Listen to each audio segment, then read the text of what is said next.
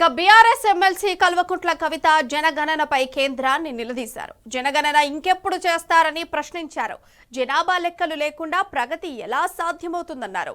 జనాభా లెక్కలు లేమితో వృద్ధికి ఆటంకం కలుగుతుందన్నారు. జనాభా లెక్కలు లేకుండా దేశ సామాజిక ఆర్థిక పరిస్థితి ఎలా తెలుస్తుందని కేంద్రాన్ని నిలదీశారు.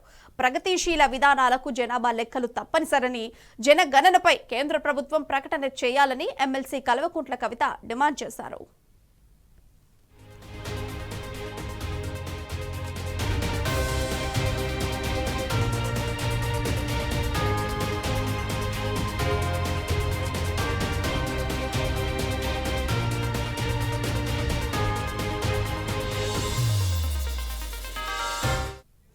బీఆర్ఎస్ ఎమ్మెల్సీ కల్వకుంట్ల కవిత జనగణనపై కేంద్రాన్ని నిలదీశారు. జనగణన ఇంకెప్పుడు చేస్తారని ప్రశ్నించారు.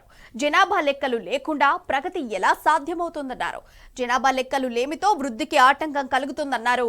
ఇక జనాభా లెక్కలు లేకుండా దేశ సామాజిక ఆర్థిక పరిస్థితి ఎలా తెలుస్తుందని కేంద్రాన్ని నిలదీశారు.